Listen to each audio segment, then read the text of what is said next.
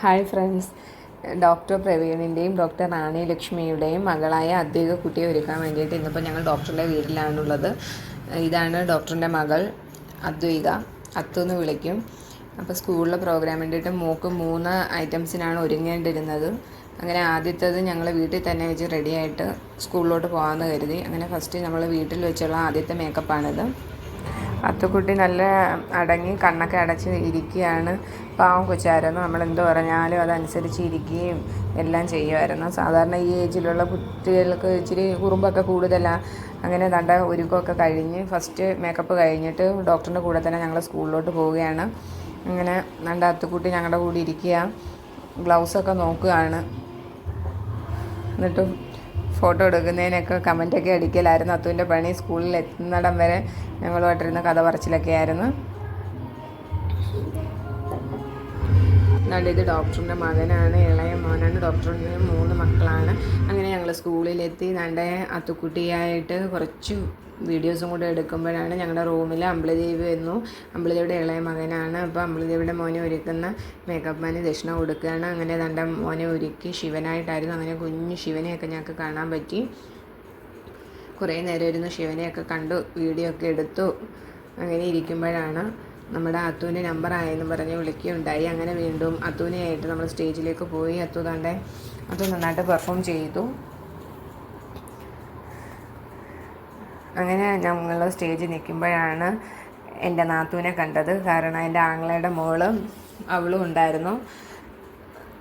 അങ്ങനെ അവിടെ കുറച്ച് ഫോട്ടോസും വീഡിയോസും ഒക്കെ എടുത്തു നമ്മൾ. ആൾ താണ്ടെ 642 ചെസ് നമ്പർ, അതാണ് തനിക്കുട്ടി, എൻ്റെ ആങ്ങളയുടെ മോളാണ്.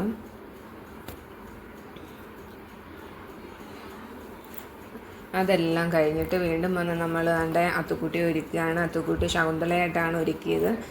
ശകുന്തളയ്ക്ക് മുടി വെച്ചപ്പോഴത്തേക്കിന് ശകുന്തള ആളാകെ മാറി. പിന്നെ ഭയങ്കര കുറുമ്പായിരുന്നു. മേക്കപ്പ് ചെയ്യാനൊന്നും സമ്മതിച്ചില്ല. മുടിയിൽ പിടിച്ചിട്ട് വലിക്കുക, ഇങ്ങനെ പിടിച്ച് നോക്കുക, ഇതൊക്കെയായിരുന്നു അത്തുവിൻ്റെ പണി. പിന്നെ ദാണ്ടെ ഒരുക്കി തീർത്തു. ശകുന്തള റെഡി ആയിരിക്കുകയാണ്. അങ്ങനെ ശകുന്തളയും കൊണ്ട് സ്റ്റേജിൽ പോയപ്പോൾ കണ്ട കുറേ കുഞ്ഞു മക്കളാണിത്. എല്ലാവരും ക്യൂ നിൽക്കുകയാണ്. സ്റ്റേജിൽ കയറാൻ വേണ്ടിയിട്ടുള്ള ക്യൂ ആണ് ഇവിടെ. ചിലരൊക്കെ ഉറങ്ങുന്നുണ്ടായിരുന്നു. അങ്ങനെ അവരെയൊക്കെ കണ്ട് കുറച്ച് നേരം സ്റ്റേജിലെ പ്രോഗ്രാമൊക്കെ കണ്ട് ഇങ്ങനെ നടക്കുമ്പോഴാണ് ദണ്ട ഇദ്ദേഹത്തിനെ കണ്ടത്, കുട്ടി ഹനുമാൻ. അങ്ങനെ ഒരു കുട്ടി ഹനുമാനെയൊക്കെ കണ്ടു. കുട്ടി ഹനുമാൻ്റെ ഒരു വീഡിയോ ഒക്കെ എടുത്തിട്ട് വീണ്ടും ഞാൻ പോയി സ്റ്റേജിൽ പോയിരുന്നു. അത്തുക്കുട്ടിയുടെ പ്രോഗ്രാം ആവട്ടെ എന്ന് വിചാരിച്ച് കുറേ നേരം വെയിറ്റ് ചെയ്തു. അങ്ങനെ കുറച്ച് പ്രോഗ്രാംസൊക്കെ കണ്ടു. അപ്പോൾ അത്തു എൻ്റെ കൂടെ ഉണ്ടായിരുന്നു, എൻ്റെ അടുത്ത് ഇരിക്കുകയായിരുന്നു.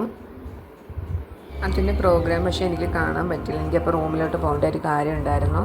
അത് കാരണം ഞാൻ പോയിട്ട് വന്നപ്പോഴത്തേക്കും അത്തുവിൻ്റെ പ്രോഗ്രാം കഴിഞ്ഞിട്ടുണ്ടായിരുന്നു. അങ്ങനെ അത്തുക്കുട്ടിയെയും വിളിച്ച് പിന്നെയും റൂമിൽ വന്നിട്ട് വീണ്ടും ഒരുക്കം തുടങ്ങി. മോൾക്ക് ഡാൻസിൻ്റെ ഒരു ഇതുകൂടെ ഉണ്ടായിരുന്നു, അതുകൂടെ ഒരുക്കി തീർത്തിട്ട് ഞങ്ങൾ ഇറങ്ങാമെന്ന് വിചാരിച്ച്.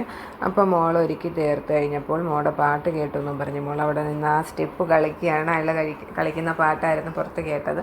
അങ്ങനെ കുറച്ച് വീഡിയോ എടുത്തു, ഒരു ഫോട്ടോ ഒക്കെ എടുത്തിട്ട് അത്തു മോൾക്ക് ടാറ്റയൊക്കെ പറഞ്ഞിട്ട് ഞങ്ങൾ ഇറങ്ങി. Tata, bye bye.